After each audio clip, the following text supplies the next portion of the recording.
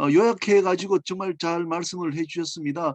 우리 모임에서 좀 각계 분야의 원로분들이 계신데 제가 그 원로분들한테 좀 그 평소에 또 생각하셨던 분야나 또 교수님 강의 내용에 대해서 좀 코멘트를 좀 말씀을 드렸습니다. 그래서 오늘 여기 우리 물류 쪽에 그 최고 전문가이시고 좌장시 정필수 박사님, 그리고 이제 또 한국사 하시는 이진환 교수님, 그리고 또 조선 분야의 또 신원수 또 부회장님, 그리고 또 해운 쪽의 권호인 대표님, 그리고 아까 이제 도선 쪽의 조영화 회장님, 그리고 또 유럽의 물류를 잘 하시는 최덕님 고문님, 그리고 이제 항해사로 계시는 김동우 항사, 이렇게 7분한테 좀 지정 대담을 부탁을 드렸습니다. 그래서 정필수 박사님부터 먼저 좀 말씀 좀 부탁드립니다.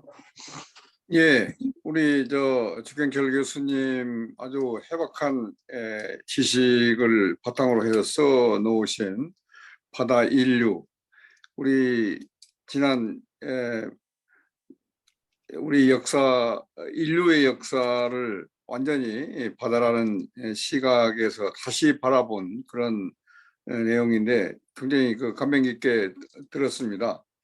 결국은 따져보면 대륙성이냐 혹은 해양성이냐 이렇게 볼 수가 있고, 또 이러한 세계 대립이 근세사를 결정하는 그 헤게모니가 결정이 됐다고도 볼 수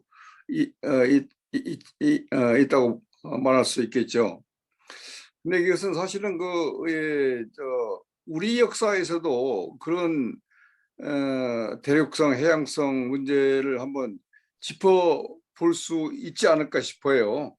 그래서 크게 볼 때 우리 삼국시대를 통일한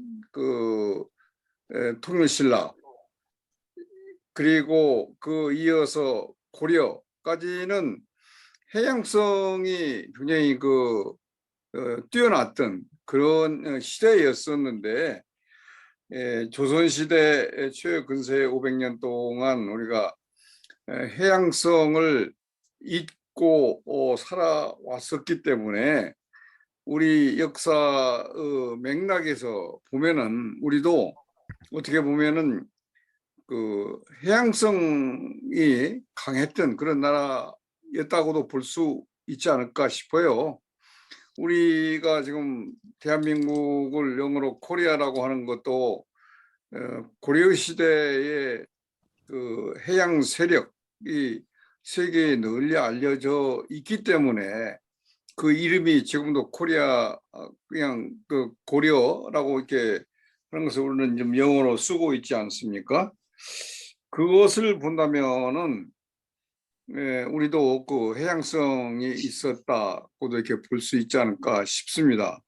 결국 서양 역사에서도 보면은 대륙성과 해양성, 이것이 어떤 나라에서는 이게 해양성이 성공을 해가지고 바다를 지배하게 되고, 또 지구도 큰 세력을 형성해서 지배하게 되는데, 과연 그러면 그런 나라들은 어떻게 해서 그 해양성을 유지를 하고 바다로 진출을 했고 성공했을까 하는 것을 한번 생각해 보지 않을 수가 없겠다는 생각이 듭니다.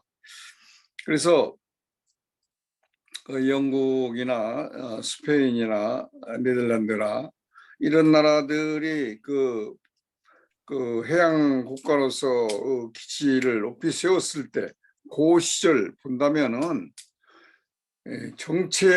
정치적으로도 바다 나가는 것을 권장을 했었고, 온 국민들이 바다로 나가야 된다, 바다가 필요하다, 우리가 바다에서 먹을 걸 찾아야 된다고 하는 이 국민 전체가 그렇게 밀어주고 거기서 길을 찾았기 때문에 그러지 않았을까 그런 생각이 들어요. 근데 이제 중국은 뭐 그런 면에서는 예외적이라고 볼 수도 있겠습니다만은, 다른 큰 나라의 경우에 중국도 그렇고 인도도 그렇고 이런 나라들은 이 국민 전체가 바다에 대한 필요성을 알지만 그것을 풀로 밀어주지 못한 그런 면도 없잖아 있다고 보입니다.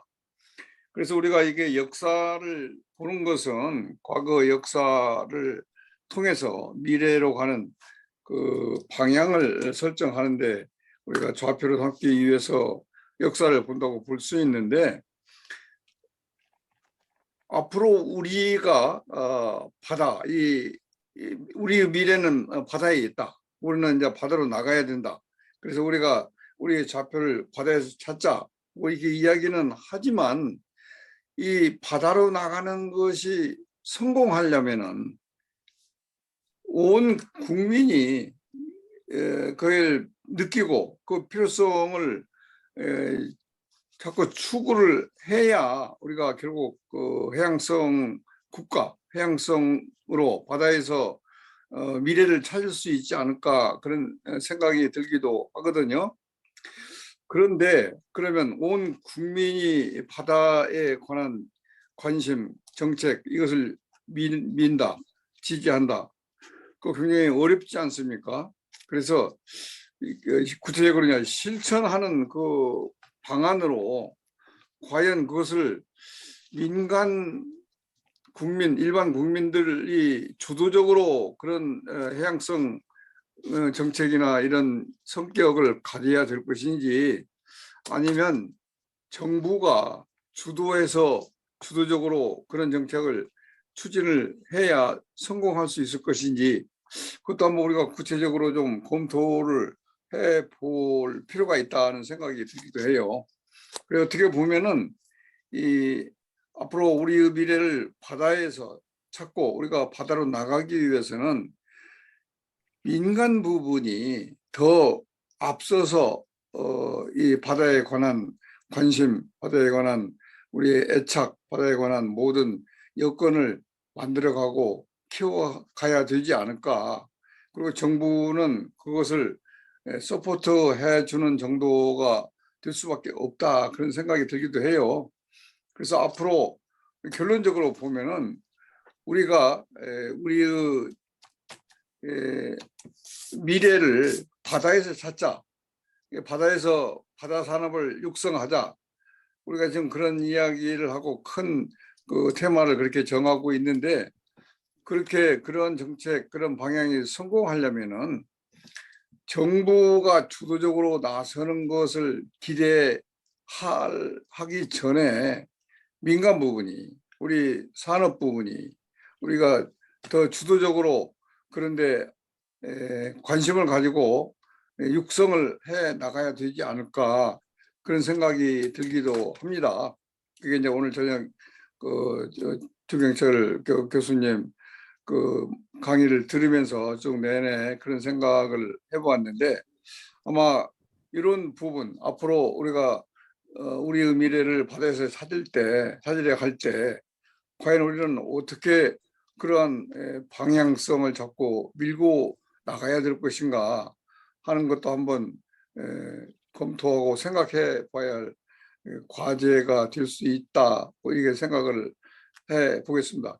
여러분이 그 코멘트를 하고 그래야 하기 때문에 짧게 이렇게 마치도록 하겠습니다. 고맙습니다. 예, 정 박사님 감사합니다. 우리가 미래를 바다에서 찾아 나갈 때 이게 정부가 주도적으로 할 거냐 아니면 민간이 더 주도적으로 관심을 가지고 바다 산업을 육성할 거냐, 그걸 좀 더 생각하자 하셨는데, 우리가 답변은 좀 종합적으로 그 주 교수님한테 듣도록 하겠습니다. 다음은 우리 이진환 교수님 계신가요?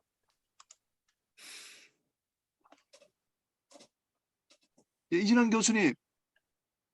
예, 들리시죠? 예, 선생님. 예, 예, 반갑습니다. 예, 예, 예. 예, 예, 안녕하세요. 그 예, 선생님. 예. 주경철 선생님 좋은 강의, 귀한 강의 잘 들었습니다. 신년 벽두부터 뭐 저도 바다에 관한 해양 교류에 관한 논문을 조금 썼는데 많은 시사를 받은 것 같습니다. 특히 선생님은 이제 전공이 서양사학자신데 뭐 해양 과학, 환경, 어업, 그리고 안 보여준 거 보면 이제 군사 뭐 이런 문제, 해양 주거와 선박, 북극 항로와 같은 정말 그 인문학하는 사람이 그 알기 어려운 그런 다양한 분야까지도 바다와 관련해서 모두 그냥 통섭적으로 그 이해하시는 그런 걸 보고 놀랐습니다. 그래서 저도 앞으로 그 해양과 관련된 그 주변적인 그 지식 같은 것도 좀 많이 공부해야겠다는 그런 생각을 하게 되었습니다. 어, 뒤에 이제 질문하실 분이 많기 때문에 저도 이제 간단하게 한 두 가지 정도만 그 선생님께 한번 궁금한 걸 여쭈어 보고 싶습니다. 첫 번째로는 이제 그 아까 그 태평양, 남태평양에 있는 그 섬에 그 문명이 없는 지역이죠. 그 야만이나 미개에 가까운 그런 지역의 사람들이 굉장히 먼 거리의 그 섬을 그 이동했다고 이제 하지 않았습니까? 뭐 그 사람들은 이제 뭐 별자리와 같은 것들을 이제 아주 일찍부터 배워가지고 이제 훈련을 해서 이제 그런 일들이 가능했다고 하는데 정작 제가 이제 그 공부하고 있는 그 고려 시대만 해도 그 중국 닝보 쪽에서 영파 쪽에서 그 한반도 서남 해안을 잇는 그 바닷길이 열린 것이 뭐 10세기나 돼서야 됐다, 이루어졌다, 뭐 그런 주장들을 하거든요. 그리고 대부분 이제 물론 이제 이 얘기는 이제 정진수 선생님이고 또 많은 분들이 그걸 이제 동조하고 계십니다. 그리고 이제 나머지는 이제 뭐 산동반도나 황해도를 잇는 그 선 같은 것들을 많이 이용했다고 하는데 만약 그런 것이 사실이라면 왜 그 더 문명화된 중국이나 그 고려 또는 우리 그 이전에 그 삼국 통일신라 시대에는 그 남태평양의 미개한 사람들보다 훨씬 더 가까운 거리인데도 불구하고 항해를 하지 못했을까? 왜 그렇게 계속 그 육지만 따라가는 그 연안 항해를 해야만 했을까? 혹시 이런 거에 대해서 생각한 바가 있으시면 좀 말씀을 해주시면 좋겠고요.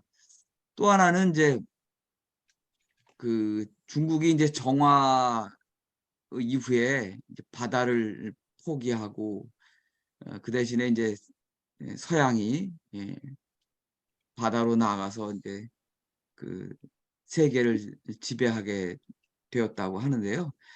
한편으로 이제 물론 중국 사람들이 이런 얘기를 많이 하지만 중국에서는 그 해양 진출을 많이 하면서도 결코 그걸 이제 무력적으로 다른 나라를 침략하거나 뭐 그러지 않았다. 이게 평화적으로 이용했다. 반면에 이제 그 서양의 해양 진출이라는 게 상당히 그 폭력, 수탈, 식민지와 같은 이제 부정적인 그런 측면을 많이 갖고 있다. 뭐 그런 얘기를 서로 이제 비교하면서 적어도 중국 사람들은 중국의 해양 진출만큼은 세계를 평화적으로 이용하는데 이용했다는 어, 그런 그 점을 봐야 된다. 그러니까 그런 주장을 하는데 1대1로에서도 이제 그런 거를 동기로 깔고 있는 것 같습니다만 혹시 주 선생님께서는 이러한 그 중국 사람들의 그 주장에 대해서 어떻게 생각하시는지 좀 고견을 알려주시면 좋겠습니다. 예, 저의 질문은 이상입니다. 예, 선생님 잘 예, 들었습니다. 예, 예. 감사합니다. 뭐 제가 반복 안 해도 전문적인 질문 두 가지 하셨는데 좀 교수님 좀 메모 좀 해주시기 바랍니다. 다음 우리 그 세 번째는 우리 이제 조선 쪽입니다. 신은수 부회장 전 대우조선해양 전문의이셨는데 뭐 쪽 관련되는 질문 좀 이렇게 또 코멘트 하시겠습니다. 신 부회장님 부탁드리겠습니다. 제 목소리 잘 들리십니까? 그렇습니다. 예, 예. 주경철 교수님 강의 잘 들었습니다. 감사합니다. 제가 그 주경철 교수님을 만난 거는 2009년인데요. 그때 2008년에 그 미국발 금융위기가 나고 굉장히 세계가 혼란스러울 때 그 서울대학교의 느티나무에 좀 쉬어가자 이렇게 해서 이제 공부를 하러 서울대 경영대학 AMP에 공부를 하러 갔는데 그때 그 우리 주경철 교수님을 만나고 그 강의를 듣고 대항해 시대라는 책을 읽고 그러면서 제 관점에 대한 큰 변화를 갖고 왔습니다. 그리고 지금 이제 대우 세계연구회의 이제 베트남 AMP 과정에서도 이제 바다 인류로 강의도 해주시고 이렇게 해서 그 주경철 교수님하고는 2009년 이후에 이제 계속 직간접적으로 인연이 있습니다. 근데 제가 이제 인생을 살면서 크게 관점을 변화하는 그런 이제 거는 이제 실존을 통해서 이제 살아가는 거에 그 실존을 통해서 그런 그 관점의 변화를 크게 공부를 하면서 얻은 경우가 이제 세 개의 경우가 있는데, 첫 번째는 이제 공대를 졸업하고 20대 말 30대 초에 세계의 에너지 시장하고 해양 프렌트 시장을 개척하면서 이제 비행기를 많이 타고 이렇게 다니면서 도저히 서양 이길 수가 없어서 어떻게 하면 이 사람도 이길 수 있을까 이렇게 해서 고민을 하면서 제가 그때 공부했던 책이 아놀드 토인비의 역사 연구를 이제 공대 나온 사람이 읽었습니다. 그래서 그때 영국 사람이지만 대영 제국의 관점에서 썼던 아놀드 토인비의 역사 연구를 통해서 이제 그 문명에 관한 관점을 젊은 나이에 좀 가지게 됐고, 그 다음에 쭉 고민을 하다가 2008년에 제가 이제 대표이사가 돼가지고 코스피에 상장을 해서 한참 잘 나가던 회사가 2008년 금융위기를 맞고 미국발 금융위기를 맞고 참 어려울 때 서울대학에 가서 공부하면서 이제 주경철 교수님의 대항해 시대에 대한 강의하고 책을 읽고 그런 그 역사와 그 시장에 대한 개척 다시 세계로 나갔던 그런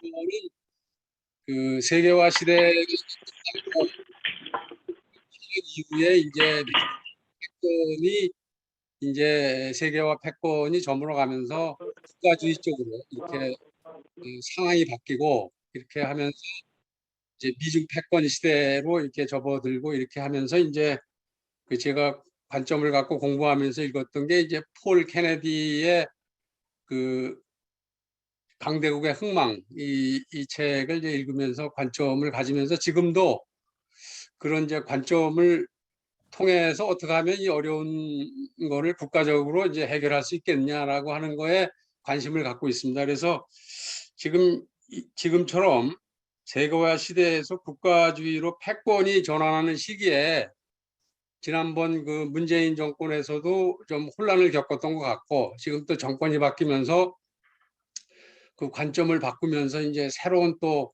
관점을 가지고 이렇게 바뀌어가고 있는데, 결국은 해양 패권하고 대륙 패권의 그런 이제 경쟁 구도 속에서 현재 새로운 그 시대의 코드가 바뀌어가고 있는 이제 이런 상황인 것 같습니다. 그런데 그래서 저는 이제 그런 거를 통해서 이런 관점을 통해서 대륙과 해양이 이렇게 맞부딪히면서 현재 패권을 경쟁하는 상황에 21세기 현재에 우리가 살고 있는데, 이때 결국은 어차피 생명이 살아야 되기 때문에 대륙에 인류가 많이 살고 있고, 그러면 대륙에서 살고 있는 그런 그 인류는 결국은 이제 그 심장을 갖고 있는 생명체로 이제 염통에 해당된다고 보는데, 바다는 바로 그 대륙 인류에게 숨을 불어 넣어주는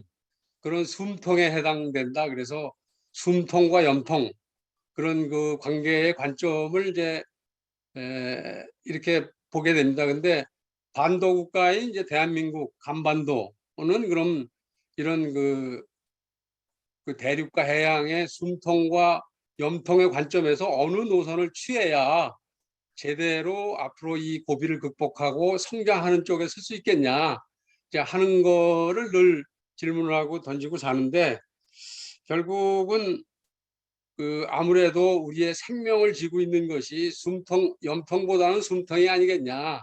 그래서 바다 쪽에서의 그 세력하고 이렇게 손잡으면서 결국은 우리 반도 국가가 이제 결국은 숨통과 염통을 연결하는 관상동맥에 해당이 될 것 같은데, 기술과 통상, 화폐, 자원 이런 거의 흐름을 연결해 가면서 이제 반도 국가의 역할로 이렇게 해 나가면서 지금 현재의 이 상황을, 시대 전환의 상황을 이제 극복하는 그런 어떤 관점을 좀 우리 지도자들한테 아주 단순하게 줄 수 있으면 굉장히 국민과 지도자들이 좀 그 방향을 선택하는데 도움이 되지 않을까 하는 그런 바람이 있습니다. 그래서 이제 이런 관점을 좀 그 주경철 교수님께서 그런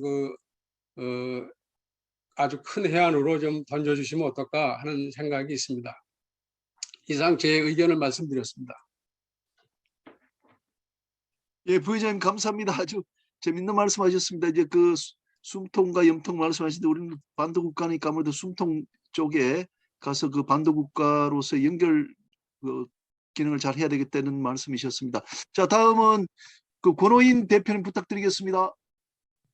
네, 그 주경철 교수님 강의를 아주 감명 깊게 들었습니다. 제가 놀랐던 대목은 바다 인류 책에 나오는 그 인용 참고한 서적이 600권이 넘습니다. 그중에 국내 서적이 250여 권, 해외 서적이 350여 권 정도를 아우르는 책을 내셨는데 놀랍습니다. 제가 좀 궁금했던 거는 우리가 그 한자 말을 쓰면은 해, 양이 있는데 해는 좀 작은 바다, 양은 큰 바다를 의미를 하고 선박하면 선은 작은 선박, 박은 큰 선박 이렇게 쓰는데 바다 인류보다는 제가 보기에는 해양 인류가 더 적합할 것 같은데 바다 인류를 쓰신 특별한 이유가 있는지가 하나 궁금했고요. 아까 명의 해상에서 후퇴를 하면서 그 자리를 유럽의 해상 팽창이 이루어졌다고 말씀하셨는데 설명도 하셨습니다. 토목지변이 1449년에 일어나고 그때에 명나라의 영종, 정통제가 북원의 포로로 잡힙니다. 그래서 명으로서는 북방에 전념할 수밖에 없는 그 상황이 됐는데 그 이전에 저는 그 정화의 대항해가 첫 번째는 국가 주도로 이루어져 가지고 큰 성과가 없었고 두 번째는 중국인들의 문화적인 특성, 그 즉물성, 눈에 보이지 않으면은 별 설득력이 없는 그런 문화적인 배경이 있지 않을까. 그 좋았던 해양 세력이 어느 한순간에 거의 사라지다시피 한 그 부분이 저는 문화적인 배경도 있지 않은가 생각하는데 혹시 교수님 의견을 여쭤보고 싶습니다. 그리고 제국은 바다로 다 연결되어 있습니다. 아까 설명하셨는데 로마는 지중해, 그리스는 코린토 운하가 있죠. 미국은 파나마 운하가 있고요. 영국은 수에즈 운하가 있습니다. 그 이전에 대운하라고 명명한 것은 수나라입니다.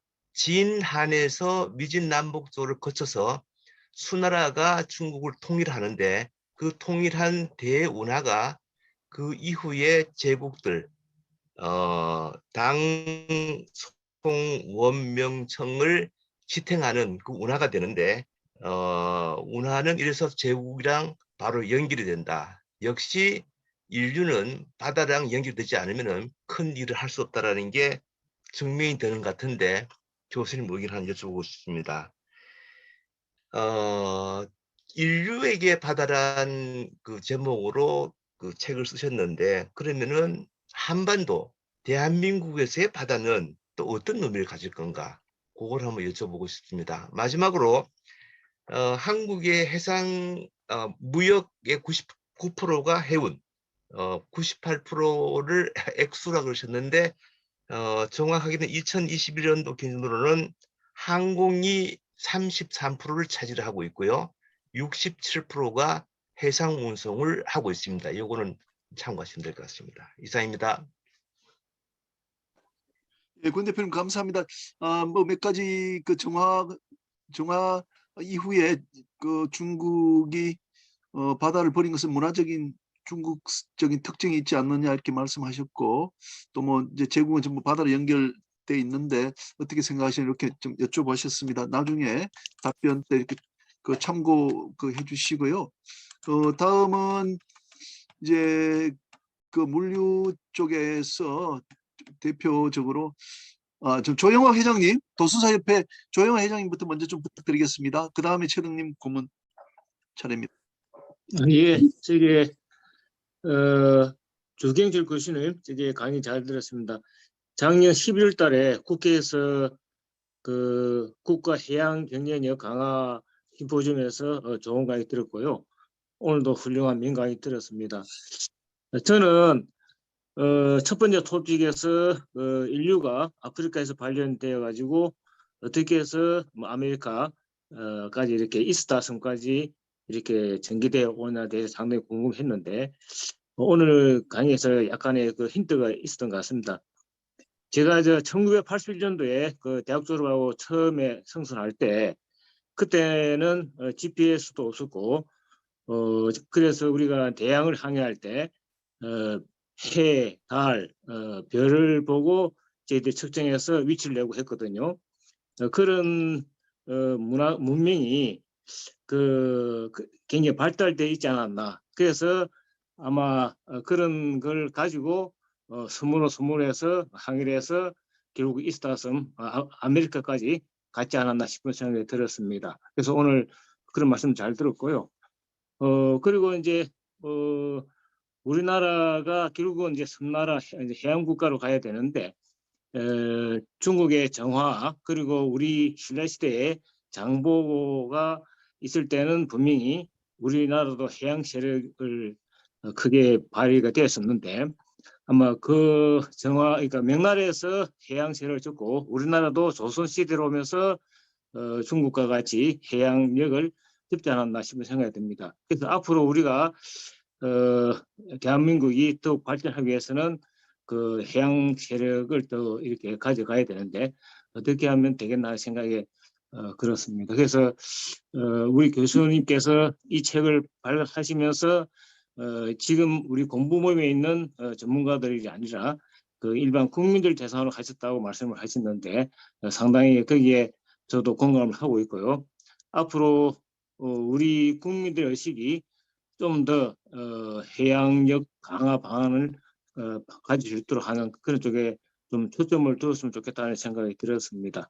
오늘 강의 잘 들었습니다. 감사합니다. 예, 회장님 감사합니다. 예, 좋은 말씀 감사드리고요. 다음 최덕님 고문님, 예, 최덕님 고문님 부탁드립니다. 예, 안녕하십니까. 최동희입니다. 주경실 박사님의 그 바다 인류에 대한 강의를 듣고 정말 많은 감동을 받았습니다. 제가 여태까지 보지 못했던 어떤 새로운 시각으로 그 바다를 해석할 수 있는 아주 좋은 기회가 되었습니다.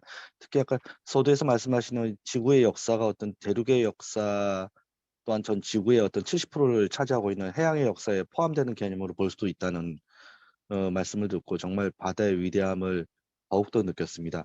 그리고 이번 강의에서 그 바다의 어떤 역사뿐만 아니라 그 바다를 이용해서 뭐 어떤 탐험과 개발 그리고 뭐 상업에도 활용한 아까 얘기했을 뭐 명나라의 어떤 정화의 어떤 대형 선단 개발과 그리고 인도 아프리카 동안까지 항해를 한 얘기 그리고 아까 제가 이게 전공인데 그 말콤 X 컨테이너 발명한 그 해운 산업이 바뀐 그런 점에 대한 이야기 그리고 미래 선박 자율주행 얘기뿐만 아니라 뭐 해양 오염에 대한 얘기 해양 도시 북극 항로 뭐 이런 다양한 부분에 대해서 저희 공부 모임에서도 많이 다루었지만 또 박사님을 통해서 이렇게 또 듣게 돼서 또 새롭고 많은 분야까지 정말 많은 그 고심을 하셨구나 그리고 많은 연구를 하셨구나 그런 생각이 듭니다. 저는 뭐 서두에 소개해 주신 대로 그 한진해운과 현대상사에서 약 27년 동안 근무한 그 해운인 중에 한 사람이고 지금은 삼성 SDS에도 해운 물류 관련해서 일을 지금 하고 있습니다.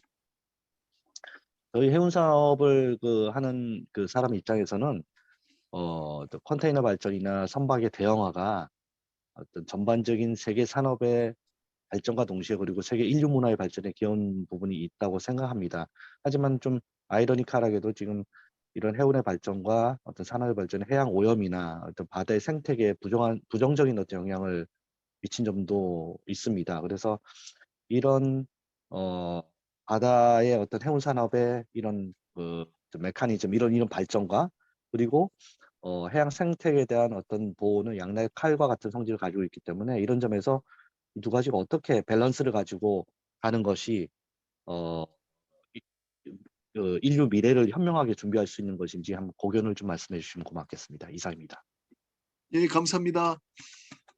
그다음에 그 우리 젊은 항해사 한 분을 좀 모셨습니다. 그 김동우 항해사님. 예, 마지막입니다만 김동우 항해사님. 네, 교수님 들어와 예, 예. 있습니다. 예, 좀 마스크 벗고 하셔도 될 것 같아요. 되시면. 예. 네, 강의 잘 들었습니다. 그 화면 공유 잠깐 해도 되겠습니까?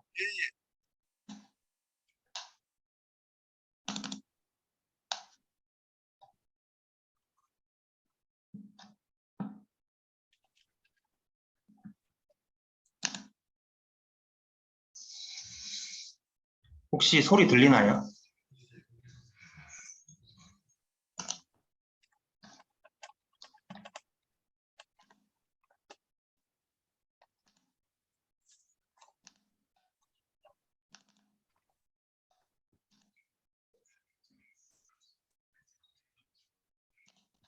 소리 들리십니까?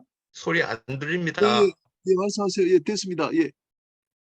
그 동영상 소리 들리나요? 빅토리오는 현재 네, 국내 잘 들립니다. 선박에서 가장 많은 컨테이너를 싣는 선박이다. 20피트 컨테이너 기준 총 13,100개를 실을 수 있다. 빅토리오의 너비는 48m, 높이 72m 정도에 총 길이는 가늠도 안 되는 365m. 63빌딩, 초고층 아파트, 에펠탑과 비교해도 빅토리오가 훨씬 더 길다.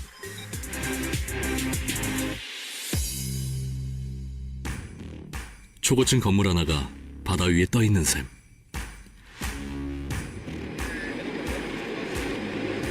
색색의 컨테이너가 크레인을 타고 단번에 이동할 때 선원들은 까마득한 계단으로 선박에 오른다.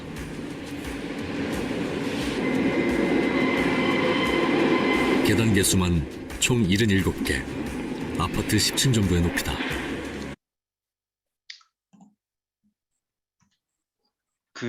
오늘 좋은 강의 해주신 주경철 교수님께 다시 한번 감사드립니다. 그 정화의 선박을 설명해 주실 때 선박의 규모를 설명해 주셔서 직접적인 그 승선 경험이 없는 분들에게 소개해 드리면 좋겠다는 영상이 있어가지고 한번 소개해 드렸습니다. 그리고 여기 이 화면을 보시면 이 세 번째 오른쪽에서 제일 오른쪽에 있는 이 건물이 해운대에 있는 LCT라는 건물인데 세계 이동 중에 가장 높은 이 건물이 높이가 101층 그리고 높이 392m가 되는 건물에 해당합니다. 제가 실습 항해사로 다녀온 배가 있는데 HMM 코펜하겐호이고 약 9개월 반 정도 승선을 했었고 이 배가 2년에서 3년 전쯤 그 12척의 그 24,000 TU급 선박이 건조되었을 때 그 건조되었던 배 중에 하나이고 제가 승선했던 이 선박의 길이는 399m. 아까 보여드렸던 그 LCT보다 약 7m가 더 큰 배였습니다. 24,000 TU라는 것이 그 일반인들에게는 잘 와닿지 않는 개념일 텐데 컨테이너를 일렬로 쭉 늘어서 세우면 길이가 144km에 해당하고 이는 곧 서울에서 대전까지의 거리가 됩니다. 그리고 제가 그 여러 가지 정보를 찾던 중에 네이버 서평 중에 이런 글이 있어서 한번 인용해 봤습니다. 바다 인류에 나와 있는 내용인데 바다가 경계가 아니라 고속도로가 되는 대항해 시대의 흐름이 파나마 운하로 인해 완성되었다. 미국은 이 운하를 이용해 경제와 군사 양면에서 급속하게 성장해 갔다.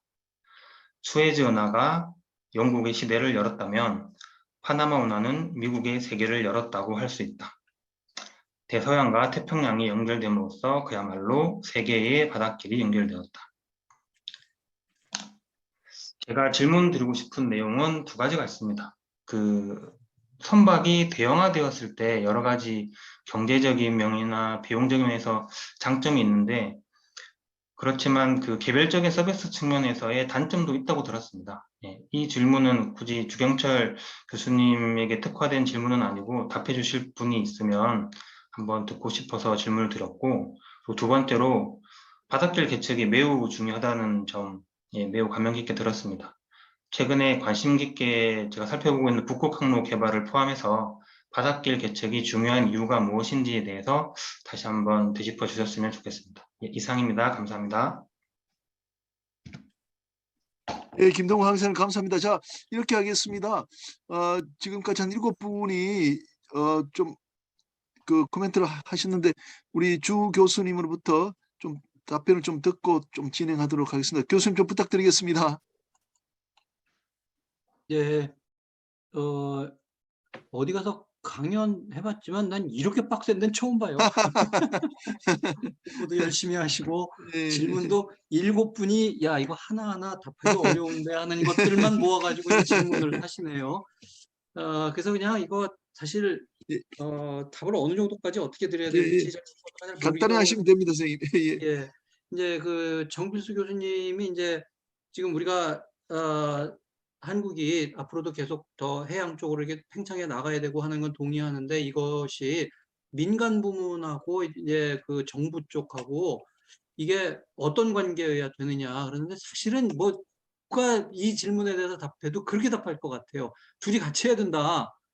박수를 치는데 이게 왼쪽 손에서 나온 거냐 오른쪽 손에서 나온 거냐 그 둘이 마주쳐서 나온 거 아니에요? 사실 이게 그냥 하는 얘기가 아니라 제가 역사를 볼 때 굉장히 중요한 대목 중에 하나가 민간의 그 자본하고 정부가 어떻게 만나느냐가 그 나라가 어떻게 발전하느냐 망하느냐의 굉장히 중요한 포인트예요.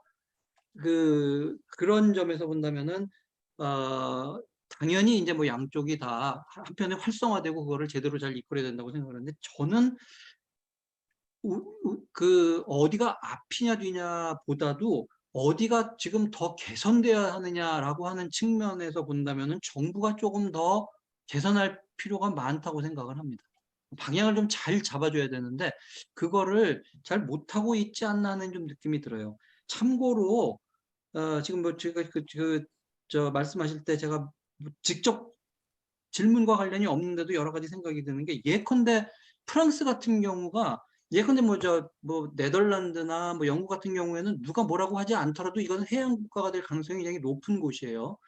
그런데 독일 같은 경우에는 대륙 국가가 될 가능성이 워낙 높고 근데 문제는 이제 유럽의 중심을 차지하고 있는 게 프랑스인데 프랑스는 그 양쪽 가능성을 다 가지고 있어요. 그리고 우리가 생각했던 것보다는 훨씬 더 해양성이 강한 국가입니다. 우리는 보통 이제 영국과 대비해가지고 맨날 영국에 졌다고만 생각을 하는데 굉장히 오랜 기간 동안 프랑스의 해양성, 프랑스의 해양력이 생각보다는 굉장히 강해요. 그런데 이게 오히려 이제 점점 그 영국에 밀리죠. 그래서 요즘 그 프랑스의 학자들 보면은 그런 이야기를 많이 하고 있어요. 이게 실기한 거다. 대표적으로 뭐 좀 거슬러 올라가면은 프랑스의 수도가 차라리 보르도나 루앙처럼 이렇게 항구 도시가 됐으면 프랑스가 훨씬 더 발전했을 거다. 런던이 수도인 것이 영국의 어떤 그 축복이었다. 세계를 향해서 열려 있는 거기에 어떤 그 힘이 이렇게 모아져 있어야 되는데 프랑스는 내륙으로 들어갔다. 또는 뭐 스페인 같은 경우에도 한참 때는 세비야나 뭐 이런 쪽이 발전했는데 마드리드라고 하는 이게 내륙으로 수도를 옮기면서 국력이 쇠했다. 이런 얘기 많이 하거든요. 프랑스에서도 그런 거를 익히 생각하고 있는 그런 사람들이 있어요. 꼴베르, 루이 14세 시대 때 재상이었던 꼴베르 같은 경우는 국가가 발전하려면 해양력이 중요하다는 걸 굉장히 절실하게 느끼고 있어요. 근데 루이 14세가 그 점을 잘 이해를 못 합니다. 그래서 어떤 노력을 했냐면 베르사유의 베르사유 궁 가보시면 그 앞에 굉장히 큰 그 운하 있죠. 인공운하. 거기에 여러 종류 모형의 뭐 작은 배들, 이게 프리기트입니다. 이게 뭡니다는 배를 이렇게 여러 개를 작은 사이즈로 만들어가지고 자기 루이 14세한테 뱃놀이 하면서 술 드실 때 여기서 드시라고. 왜냐면은 자기 주군이 이게 배다라고 하는 것 자체에 익숙해져야 지금 이 사람이 바다에 대해서 눈을 뜬다라고 하는 거. 그러니까 올바르던 신하면은 그 정도 노력은 해야 될 것 같아요. 그런 노력을 하면서 왕이 이 바다에 대해서 좀 이해를 높여야 된다라고 굉장히 노력을 많이 한 거죠. 대표적인 또 국가는 뭐 저기 표트르 대제 같은 경우, 러시아는 정말 그 내륙 국가인데 표트르 같은 사람은 안 거죠. 이게 갇혀 있으면 우리 결국은 쇠퇴한다. 그러니까 어떻게 해서든지 바다로 나가야 된다고 이야기를 하잖아요. 이런 점에서 본다면은 우리는 지금 민간 부분은 굉장히 활발하게 발전하고 있고 앞으로도 더 발전할 가능성이 높은데 요거와 좀 이렇게 매치가 되는 정부 부문이 조금 더 이렇게 더 좀 눈을 뜨고 그랬으면 좋겠다는 그 생각을 좀 한번 해봤습니다. 두 번째는 이진아 선생님 두 가지 질문이라고 저는 이해를 했는데 이제 남태평양 같이 이렇게 좀 문화적으로 뛰어나지 않은 그런 곳에서도 원거리 항해를 했는데 우리나라 같은 경우에는 이 서해 건너는 이것도 상당히 늦게 가서야 이제 발전을 한 거다.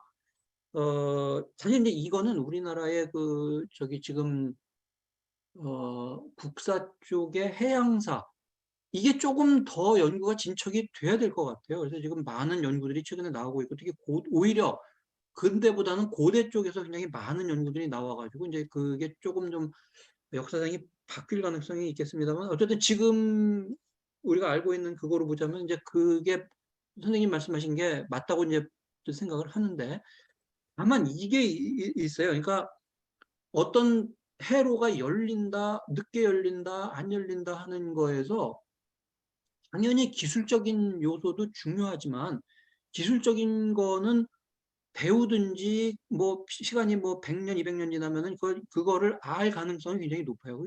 그런 점에서 본다면은 기술적인 한계보다는 모티베이션이 훨씬 중요합니다. 그러니까 예를 들어서 지중해 이탈리아의 선원들이 항해 실력이 굉장히 뛰어난데 굉장히 오랫동안 지중해에서만 있다가 자기네들이 필요하니까 대서양 나가서 저기 북유럽까지 가거든요. 근데 그때 기술적인 어려움을 극복하는 거는 금방이에요. 모티베이션이 있으면 그거는 금방 열립니다. 그러니까 어떻게 보면 왜 우리가 늦게 열렸을까 하는 거는 그만큼 모티베이션을 상실했기 때문인데 그러면은 태평양 쪽에서는 왜 그렇게 그 사람들이 먼 곳까지 그렇게 목숨 걸고 항해를 했냐. 그거를, 그쪽 이제 이거는 인류학 쪽에서 많이 설명을 해요. 그러니까 그 태평양 전체 아주 오랫동안 가지고 있는 문화가 먼저 온 사람이 귀족이에요. 그리고 늦게 온 사람이 밑에 깔려요.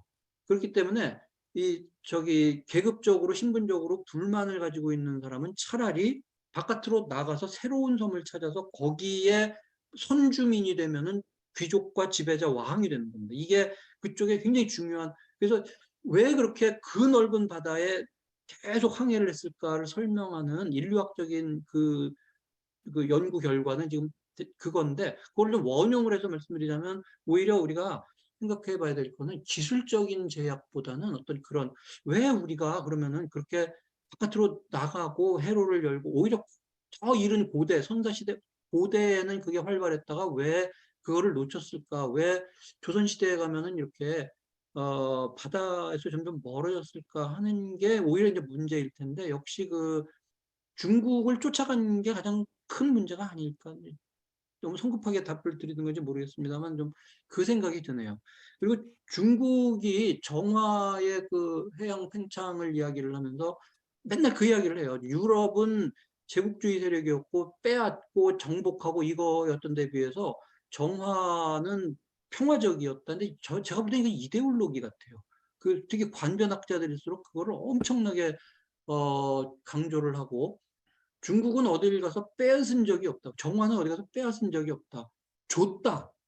문화도 전해주고 이만한 도자기도 주고 무릎 꿇고 받아라 그러면서 막 이렇게 황제 하사물이라 그러면서 막 쥐어줬다 그러는데 근데 다만 이제 지금 그 정화의 그런 팽창이 중단되고 명의 어떤 그 정책 방향이 이렇게 바뀌면서 1433년 이후에 기존의 그 문서들을 전부 다 거의 대부분 불태우거든요. 그래서 지금 남아있는 게 거의 없어요. 영해승남인이 일부만 남아 있어가지고 그 엄청난 사건인데도 정확하게 잘 알 수가 없는 게 문제인데 최근 연구는 중국의 정화의 원정이 사실은 결코 평화적이지 않았다. 폭력적인 측면이 굉장히 강했고 정화선단의 그 구성 자체가 명나라 때의 그 군제 그 시스템이었고 그리고 실제로 무슨 그 동남아시아의 그 정치 체제 말라카를 키워주고 뭐 어디를 누르고 하는 그 굉장히 정치 군사적인 측면도 강했고 거기 해적 잡아다가 참수하고 뭐 하는 그런 걸 보면 굉장히 폭력적이었고 더더군다나 또 최근에는 그 교역 경제적인 뭐 이런 측면도 생각보다 굉장히 컸다. 다만 지금 자료를 많이 잃어가지고 그게 그렇게 밝혀지질 않았을 따름이지. 그래서 그렇게 다르지 않다라고 하는 게 최근의 대세라고 제가 들었습니다. 요거는 제가 팔로우업을 충분히 실히 못해서 그런데 좀 그런 거를 함께 봐야 될 것 같아요. 그래서 상대화시켜야 될 것 같습니다. 제가 너무 빨리빨리 답을 드려서 죄송합니다. 지금 세 번째가 신원수 부의장님이 이게 좀 오래되다 보니까 이제 질문을 잃어버렸어요. 그래서 세계화 숨통과 영통 이거군요. 예, 그래서 맞습니다. 예. 그래서 이 해양 쪽으로 우리가 나가야 되는데 근데 저는 이제 그 생각을 해요. 이게 사실은 숨통이 중요하다고 염통을 부르면 죽고 염통이 중요하다고 숨통 막히면 죽는 거고 그래서 이게 지금 당연히 우리가 더 큰 바다의 해양 세계를 봐야 되고 아마도 우리가 더 주목해야 될 게 바다라고 저는 생각을 합니다만 당연히 그렇다고 대륙을 놓으라는 이야기가 아니라 중국이 요새 쇠퇴한다고 그러지만 지금 작년 교역이 뭐 세계 우리의 상대 그 교역 그 비중이 1위였다가 22위로 떨어졌다 그러는데 이건 작년 올해의 이야기지. 그렇다고 해서 중국과 이거를 놓으면은 우리 경제가 뭐 8%가 하락한다든가 경제 성장률이 결코 그걸 놔버리라는 이야기는 아니잖아요. 그래서 강조할 거는 우리가 이 넓은 세상을 바라보고 바다 쪽에 어떤 이 가능성을 살려야 되는 것이 돼. 이 양쪽 세계를 잘 보고 그 밸런스를 찾아야 된다. 뭐 이렇게 밖에는 말씀드릴 수 없을 것 같아요. 이 질문을 지금 많이 놓쳐가지고 이제는 가만히 있어봐. 그리고 예, 권호인 대표. 예, 권호인 대표님께서 이제 일단 책 제목이 왜 바다의 인류냐, 바다라고 하는 건 너무 좁지 않냐. 근데 예. 사실은 뭐 해와 양, 뭐 이런 뭐 선과 박 이것이 이게 크기의 차이가 있습니다만, 그거를 오히려 더 이제 통과라는 더 큰 말은 바다 같고 사실은 이게 제가 지은 제목이 아니라 출판사에 젊은 사람들이 모여가지고 회의를 해서 이거 어떻냐고 그래서 저는 그냥 맡겼어요. 근데 제목이 그렇게 나쁘진 않아 보입니다. 바다라고 하는 말이 또 우리에게 더 친숙하고 그래서 이게 해와 양을 다 포괄하는 바다 인류라고 하는 제목이 그냥 나쁘지 않다 뭐 이 생각을 했습니다. 그리고 중국이 바다를 버린 이유가 문화적인 그 특징이. 문화적인 배경도 있지 않을까 당연히 그렇습니다만 사실은 이게 또 이게 문화적인 것이 중요하다라고 해서 그럼 답이 되냐? 답이 되는 동시에 또 문제를 제기를 하겠죠. 왜냐하면은 중국의 문화라고 하는 것이 그러면은 중국 문화는 2000년, 3000년 고정된 거냐? 저 그렇게 보질 않거든요. 그러니까 예컨대 당나라 문화 같은 경우에는 굉장히 활기차고 왜 그 이태백 페르시아 출신이라면서요. 이게 외부에 굉장히 오픈돼 있고 그러다가 명나라 들어오면서 굉장히 이게 닫히고 이래서 문화적인 게 물론 당연히 중요하지만 그 문화 자체가 이렇게 바뀌고 서로 연결되어 있는 것 같아요. 그래서 또 그렇게 따진다면 중국 문화는 왜 당나라, 송나라 때의 그 경제에 치중하고 세련되고 외부지향적이고 했던 것이 왜 닫혔을까? 왜 유교 중심적이고 그렇게 갔을까? 이 문화라는 것 자체가 또 이제 경제, 정치 이것과 이게 연관되지 않았을까? 그러니까 이제 명나라 때쯤에 이르면은 지대물박하다 이 땅 넓고 이 안에 모든 게 다 있고 그래서 이 안에서 찾으면 되고 천자가 중심을 잡고 그리고 농업을 중시하면은 이 세상이 평안하고 그다음에 해외에 있는 오랑캐는 이게 들어오면은 잘 다스려서 선물 줘 보내면은 천하가 태평하다. 이게 이런 식으로 가잖아요. 그 자체가 어떻게 보면은 중국의 어떤 그러니까 시대 실기하는 그런 문화인 것 같아요. 문화가 설명하는 것 자체가 그 문화를 또 설명을 해야 될 것 같은데 이게 조금 다른 답이 될지 모르겠습니다만 그 유럽은 프롤레타리아 문화라고 이야기를 하거든요. 항상 배고파요. 그래서 바깥에서 계속 가서 무엇인가를 찾아와야 되고 아시아로 가서 무엇을 사와야 되고 하는데 그게 중국 입장에서 본다면은 저봐 쟤네들이 저렇게 문화적으로도 빈약하고 경제적으로도 빈약하니까 우리를 찾아오지라고 스스로 생각하지만 그건 정신승리고 사실은 그렇게 물질적으로나 문화적으로나 바깥으로 나가서 무엇인가를 찾고 하는 문화가 더 강한 문화라고 생각을 해요. 그러니까 나폴레옹 정도 되면은 이미 그러니까 유럽이 17, 18세기 지나면은 적대적인 이슬람의 코란 같은 거 다 번역해서 가지고 있고 중국의 웬만한 고전 다 번역해 가지고 있거든요. 나폴레옹은 이미 손자병법 다 읽고 있고 이게 이렇게 무엇인가를 찾고 배고파하고 하는 이게 오히려 결과적으로는 강한 문화 아닌가. 오히려 중국처럼 이렇게 자족적이고 자부심 강한 건 좋은데 오히려 장기적으로 보면 쇠락하는 문화가 아닐까 좀 그런 생각도 한번 해봤습니다. 그다음에는 조용화 회장님은 해양력을 강화 이것이 제가 이제 몇 분 이렇게 하다 보니까 조금 예, 조영아 도수사님은 해양 세력으로 더 발전하려면 좀 어떻게 하면 좋은가? 뭐 그건 일반적인 질문을 하셨습니다. 어떻게 보면은 이게 질문이라기보다는 코멘트를 하셨고 예, 예. 좀 이 질문 자체가 벌써 이게 답을 안고 있는 그런 거 아닌가 좀 그 생각이 들었습니다. 혹시 딱히 이렇게 질문 정확하게 이거에 대해서 이렇게 질문한 그런 게 있으셨던가요? 예, 제가 뭐 요새 그런 건 술을 없습니다. 많이 마셔서 그러나 예, 기본적인 그다음에 최동림 고문께서 해운산업이 인간에게 어떤 복지를 증대시켰지만 또 이게 해양 오염을 일으키지 않냐. 이게 양날의 어떤 뭐 이런 측면이 있는데 이 둘 사이, 이 산업이 발전하면서 인간이 누리는 것과 이 오염시키는 것과 이 밸런스 문제를 좀 어떻게 하면 좋겠냐 그러는데 저는 최근에 갈수록 좀 그런 생각을 해요. 그러니까 가장 근본적이면서도 사실은 무력한 답이 뭐냐면은 인간이 그러면은 산업을 발전시키지 말아야 된다. 자연이 훨씬 더 고귀한 가치이기 때문에 인간이 그거를 그냥 뭐 말아야 된다라고 생각하는데 저는 그 생각은 안 하고요. 과학기술이 발전하면서 부작용을 많이 가져오지만 그 부작용 이전에 작용도 크고 그 다음에 그 부작용을 없앨 수 있는 다음번의 과학기술을 발전시키는 게 오히려 나은 거 아닌가 생각이 돼요. 예컨대 지금 우리가 지금 2단계에 이르렀는데 컨테이너선을 더 이상 사용하지 말자라고 할 수는 없거든요. 근데 그 1,500만 척의 컨테이너선이 전 세계를 돌아다니면서 그 내뿜는 그 유황이나 뭐 이런 물질 같은 거 바다에 버리고 엄청난 소음을 일으켜가지고 지금 그 해양 생물에게 어떤 해를 끼치고 하는 그 문제가 발생을 하죠. 그 문제를 해결하는 게 그러면 컨테이너선을 안 쓰는 거냐? 컨테이너선을 쓰되 거기서 나오는 그 오염 물질을 최소화하는 다음번의 과학기술. 그다음에 그 소음 같은 거 이렇게 없애는 그런 기술 이런 거로 계속 이거를 상쇄시켜 나가는 것이 맞는 길이 아닌가 저는 그 생각을 해요 최근에.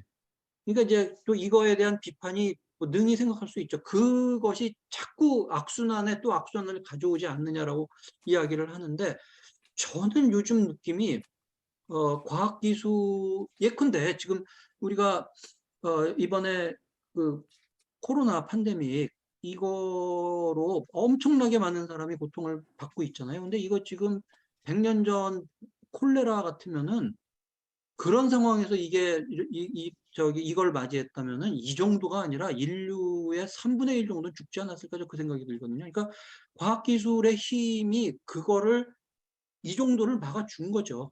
과학기술이 분탕질을 쳐서 많은 그 해악을 끼치지만 동시에 그거에 대한 어떤 약도 찾아나갈 수 있는 가능성이 있지 않을까. 그거를 최대한 우리가 좀 찾는 것이 현재로서는 가능한 길이 아닐까, 저는 그 생각을 한번 해보고 있습니다. 조금 그냥 중간적인 답을 드릴 수도 있는데, 저는 이거야 저거야라고 이야기를 한다면은 과학기술의 힘에 근거하여 이런 부작용을 상쇄시켜 나가는 것이 지금 현재 우리가 취할 수 있는 방도가 아닐까, 그 생각을 한번 해봤습니다. 그리고 김동욱 항해사님께서 저기 굉장히 그 실감나게 이게 무슨 저기 에펠탑보다도 크고 뭐 하는 굉장히 근데 제가 일단 한 가지 좀 늘 여쭤보고 싶었던 게, 원래 그 TU면은 20비트짜리 기준이잖아요. 네. 최근에 40비트짜리를 더 써요? 20비트짜리를 더 써요? 아니면 비슷비슷하게 쓰나요? 40비트짜리가 더 많죠. 예. 제가 듣기로도 40비트짜리를 넣었는데 네, 많죠. 단위는 예. 그냥 20 예, 예. 유닛으로 그렇게 계산을 하는 거죠. 예.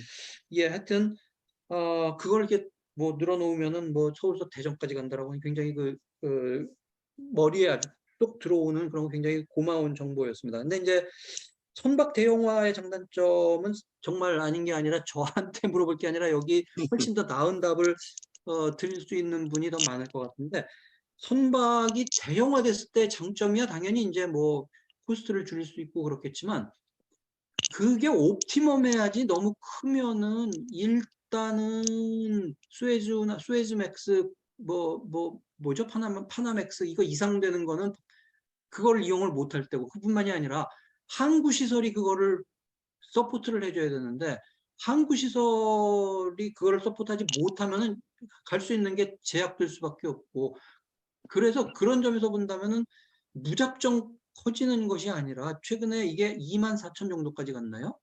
예. 그 이상 더 커져서 3만 가는 거는 아마 힘들지 않겠냐고 제가 예측하는 걸 얘기를 들었습니다. 왜냐하면 그러면 오히려 비경제적일 거다. 그래서 아마 그런 거는 또 그 자체도 바뀌겠죠. 항구 시설이 더 커지고, 그래서 메인 루트는 더 큰 항구 시설을 이용해서 이렇기 때문에 그거는 훨씬 더 큰 4만 TU 이것도 왔다 갔다 하는 것도 경제적일 수가 있는 때가 올지 모르겠지만 그 흐름상에 있지 않을까요? 그래서 이거는 저는 그냥 대충 그 정도 지금 상상을 하는데, 다른 분들이 혹시 더 예. 좋은 답을 해주실 수 있지 예. 않을까, 그 생각을 한번 해봤습니다. 북극 항로 개척이 왜 중요한가요? 라고 하면은 사실 이 북극 항로가 열리는 게 당연히 그 기존 항로보다 훨씬 더 짧은 거리로 갈 수 있기 때문에 경제성이 담보가 될 수는 있겠지만, 아마 그 경제성 확보 이전에 환경 재앙을 일으킬 가능성도 있어서 이거는 좀 지켜봐야 되지 않을까요? 이것도 역시 제가 보니까 지금 이 모임에서 북극 항로도 굉장히 논의를 많이 하신 거로 알고 있는데, 요거는 제가 어설픈 답하는 것보다는 차라리 남겨놓는 게 더 나을 것 같습니다. 예, 그래서 얼추 답을 드렸네요. 얼추. 예. 예, 교수님 감사합니다.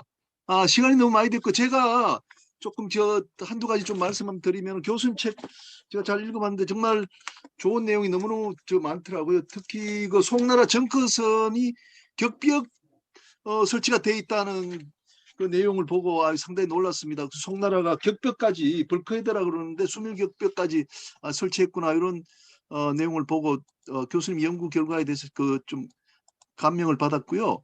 그 다음에 우리 그 월터 롤리 경이 말씀하신, 우리가 보통 바다를 지배하는 자가 세계를 지배한다 했는데, 교수님 책에 464페이지 가니까 그 중간에 또 뭐가 있었는데, 바다를 지배하는 자가 무역을 지배하고, 세계의 교역을 지배하는 자가 세계 부를 지배하고 결국 세계 자체를 지배한다, 이렇게 돼 있는 것 같아요. 그러니까 예, 그거를 전체를 인용을 하자면 그게 정확한 지적인데, 대개는 그냥 줄여서 바다를 지배하는 자가 세계를 지배한다 이렇게 짧게만 이야기를 하죠.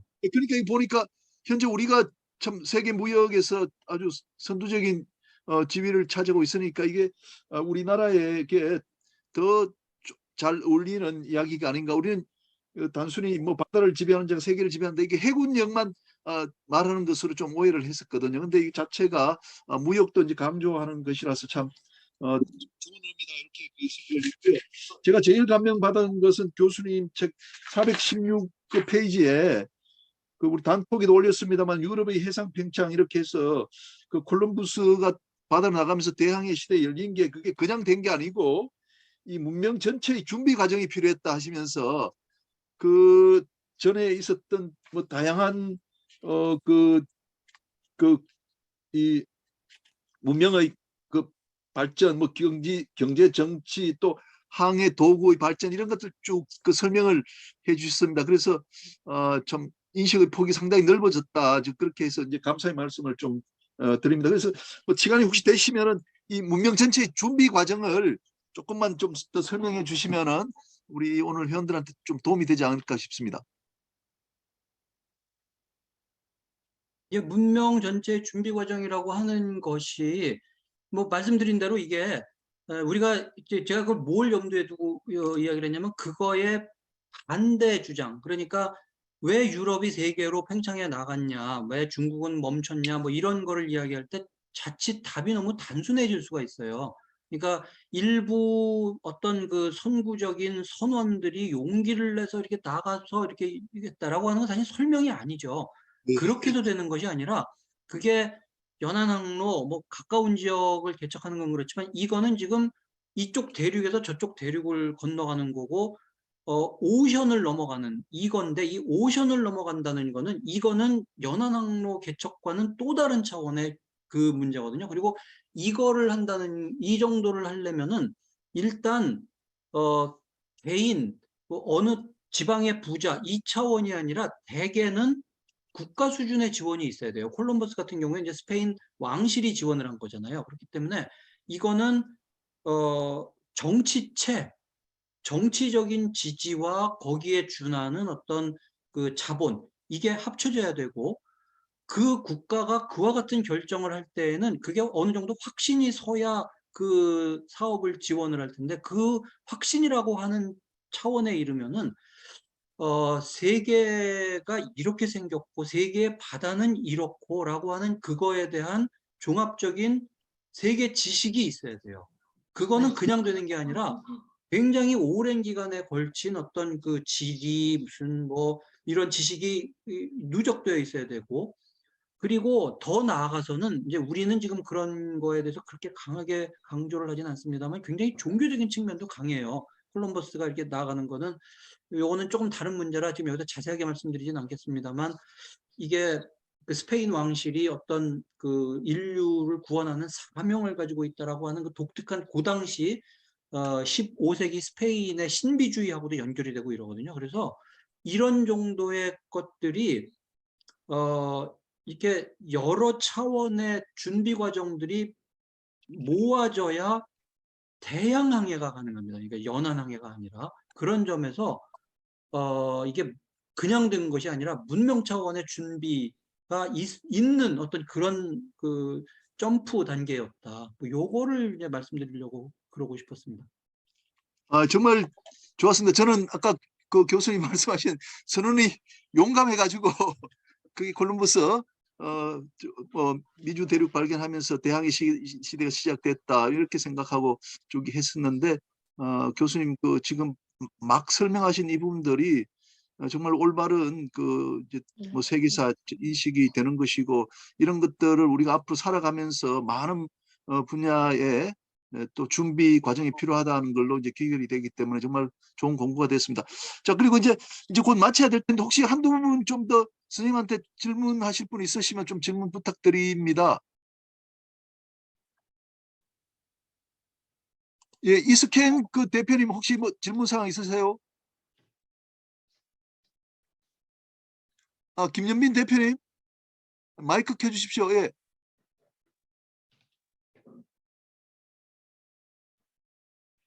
김연민 대표님 질문 있으세요? 마이크 좀 켜주고 가십시오.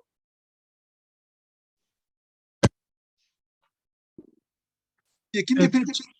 교수님 말씀 강의 잘 들었습니다. 그 교수님께서 그 바다와 인류를 책을 저술하는 그런 그 배경을 말씀하시면서 그 시각과 관성을 바꾸고 또 생각을 바꿔보자. 그리고 또 관점을 바꿔보자. 그 해양의 관점에서 역사와 문명을 바라보자는 그런 배경을 갖고 이 그 바다와 인류를 쓰셨다고 이제 맨 서두에서 그렇게 이제 소개를 해 주셨습니다. 근데 저도 이제 숱하게 그 많은 얘기를 하고 있습니다만 저는 그런 그 생각을 저는 그 한마디로 해서 그 삼면이 바다로 열린 나라 그렇게 저는 이제 표현을 하고 있습니다. 근데 이제 사실 우리 그 해양의 모든 그 학자들이나 모든 해양의 그 거두들이 거의 이제 그런 시각들을 많이 갖고 있지를 않아요. 그래서 정말로 우리가 시각을 교수님께서 말씀하신 것처럼 그 생각을 바꿔보자. 우리가 삼면이 바다로 둘러싸인 것이 아니라 삼면이 바다로 열린 대한민국이다. 그런 것을 정말로 우리가 그 생각만 가질 것이 아니라 행동으로서 또 보여줘야 된다고 생각합니다. 그런 면에서 우리 교수님께서 이 바다와 인류를 쓰신 그 배경에 대해서 저는 그 공감을 하고 있습니다. 혹시 교수님께서는 그런 것에 대해서 어떻게 생각을 하시는지 좀 간단히 말씀해 주시면 좋겠습니다. 예, 지금 뭐 말씀하신 그대로입니다. 일단은 우리가 맨날 같은 그 시각에서만 사고를 하고 근데 좀 다른 시각에서 다른 측면을 보자는 건데 사실 그 다른 측면이라는 게 뭐냐? 저는 바다가 가지고 있는 속성이 뭐 여러 가지가 있겠습니다만 가장 그 중요한 게 플루이디티라 그래야 되나요? 이게 육상보다는 훨씬 더 어떤 그 한 번 길이 열리면은 유연하고 더 속도가 빠르고 그 무대 자체가 성격이 굉장히 다르고 그렇기 때문에 바다가 가지고 있는 속성이 결국 연결시켜 주는 거거든요. 그래서 그 연결이라고 하는 게 항상 뭐 매끄럽지만 하는 건 아니고 뭐 거기서 전쟁도 일어나고 교역도 하고 무슨 종교 전파도 일어나고 그러지만 어쨌든 이 모든 일들이 육상에서 벌어지는 것보다 훨씬 더 빠른 속도로 광범위하게 더 큰 상상할 수 없는 큰 차원으로 이루어졌더라. 이거에 대한 어떤 시각을 한번 가져보면은 기존에 이렇게 내륙에서 벌어진 것만 가지고 역사를 서술하는 것보다는 좀 다른 내러티브, 다른 측면을 이야기할 수 있고 그다음에 이렇게 말하자면은 시각이 그러니까 연결돼 있기 때문에 우리가 아메리카의 관점에서만 보는 게 아니라 아메리카와 동시에 중국을 봐야 되고 중국과 동시에 유럽을 봐야 되고 이걸 서로 연결을 하든지 대조를 하든지 이래서 이 시각이 좀 복합적이 될 수 있겠다는 생각을 해봤습니다. 그래서 뭐 또 누구는 아마 다른 관점에서 또 역사를 서술을 하겠죠. 그래서 저는 이제 바다라고 하는 키워드를 가지고 이 뭐 일종의 작품을 써봤는데 다른 사람은 또 아마 다른 시각으로 새로운 역사 서술을 할 수 있지 않을까 뭐 좀 그렇게 생각을 해봤습니다. 네, 감사합니다. 예, 감사합니다. 이 시간이 너무 많이 돼가지고 이제 마치도록 하고요. 오늘 그 마지막에 인사 좀 못하신 분들이 이제 김영애 선장님하고 이한용 선장님, 김영애 선장님 혹시 계세요? 아직도 계시나요, 김영애 선장님? 네, 안녕하세요. 네, 우리 요트 선장님 좀 말씀 좀 부탁드립니다. 예. 네, 저는 개인적으로 우리 교수님께 그 대항해 시대 책을 읽고 항해하면서 그 시대의 배경을 보면서 많은 생각도 하고 개인적으로 너무 감사하게 생각하고 있습니다. 그리고 오늘 그 강의는 너무 잘 들었고요. 이제 아까 어떤 선생님께서 말씀하시기를 남태평양의 그 섬들에 대해서 얘기를 하셨거든요. 거기에서 보면서 제가 이제 개인적으로 가서 그 사모아 섬에 가서 보면서 느낀 것이 체질적으로 그 사람들은 그 뭐라 그럴까 그 새로운 섬들을 탐험하게끔 돼 있고 그 자녀들은 놓아놓고 그 어른들이 이렇게 섬 탐험을 그 카누를 타고 간다는 이야기를 들었고 그들만의 문화라고 얘기를 들었었어요. 폴리네시아의 그 사람들이요. 그리고 또 한 가지는 아까 그 키리바시 해수면에 대해서 아까 얘기를 하신 것 같은데요. 그 해수면에 지금 제가 가서 직접 보고 느낀 거는 한 1.2m, 그리고 한국의 외항어선 참치어선들이 많이 있는데요. 그 투발루나 그런 데들이 한 40년 후에 그 해수면에 그 지구 온난화로 사라진다는 얘기를 들었고요. 근데 제가 2016년도에 갔었을 때는 해수면이 거의 정말 무서울 정도로 파도가 금방 한 20m 정도 되는데, 거기 20m라는 것은 동서를 얘기를 하는 거예요. 이렇게 넓이 폭이 그 후나우티 같은데요. 근데 2019년도에 갔었을 때는 유럽 같은 데서 지원을 많이 해주셔서 방파제를 만들고 있더라고요. 근데 아무튼 저는 주경철 박사님 그 책들을 많이 읽고 항해하는데 너무 많은 도움을 받아서요. 개인적으로 너무 감사하다고 꼭 인사드리고 싶습니다. 감사합니다. 지금 배 타고 이렇게 다니시는 거예요? 태평양 이렇게? 아, 너무 부럽네요. 제가 그리스에서 한국까지 한번 왔었고요. 또 그 어디냐 거기가 그 어떠신 지중해에서 예. 지중해에서 한국까지 오면서요. 운하 파나마 운하를 2번 건넜었고요. 코린토스 운하도 건넜고, 그리고 오면서 그리고 또 많은 사람들이 콜럼버스를, 저는 뭐랄까, 대항해 시대에 콜럼버스가 미 대륙을 발견을 했다고 하는데, 저는 콜럼버스로 인해서 더 많은 이 세상이 더 많이 변화가 된 게 아니라 좀 문제가 더 많다고 생각을. 그리고 콜롬비아의 그 노예 모욕상 카르타헤나 가서도 그런 거를 많이 느꼈고, 아무튼 대항해 시대, 지금 오늘 또 지금 책을 옆에다 놓고 제가 쳐다보고 있었는데요. 그 책으로 인해서 많은 역사 공부도 하고 세계사 공부를 많이 해서 다시 한번 주경철 박사님께 너무 감사드려요. 언제 기회가 된다면 꼭 인사드릴게요. 예. 예. 감사합니다. 주 교수님, 우리 김영애 선장님은 요트로 세계 일주를 몇 번 하신 분이십니다. 우리 멤버신데요. 예, 자, 너무 시간이 많이 지나가지고요. 혹시 이재환 이사장님 혹시 계십니까?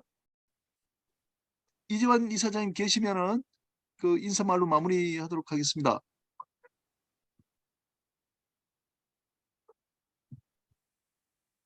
이재환 이사장님, 예, 안 계시는 것 같은데, 그러면 우리 그 고민현 교수님, 고 교수님, 예, 고 교수님, 예, 마무리 말씀 좀 부탁드리겠습니다. 시간이 너무 많이 돼가지고요. 오늘 주 교수님 강의 너무 좋았는데 한 말씀 해주시면서 마무리하겠습니다. 예, 제가 주 교수님 강의를 제가 몇 번 들었는데 오늘 강의가 제일 명강의 같습니다. 앞에 강의도 잘했지만 오늘 강의가 더 명료하게, 그리고 집중을, 제가 사실 감기가 걸려가지고 힘든데도 너무 재미있어가지고 제가 끝까지 들었고요. 상당히 인사이트를 많이 주셔가지고 여기 바다 우리 회원들에게뿐만 아니라 또 일반 교양서 같이 쓰시기 때문에 일반 국민에게도 바다에 대한 정말 진정한 블루오션을 제시하신 거 아닌가 그런 생각이 듭니다. 다시 한번 역대를 출근하신 것을 축하드리고, 아마 베스트셀러로, 아마 컨스턴트 베스트셀러로 또는 스테디셀러로 계속 되기를 기원하고요.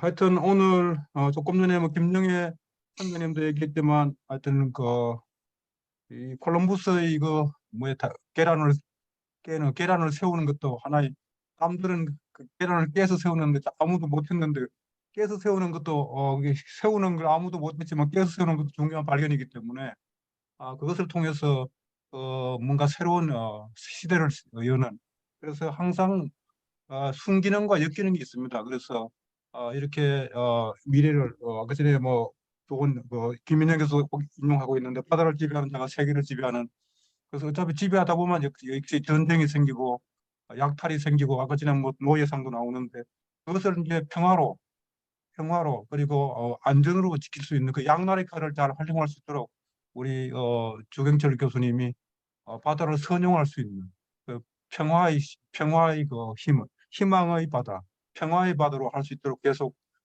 지혜를 계속 주시면 좋겠고요. 여기 계신 분들도 바다가 평화의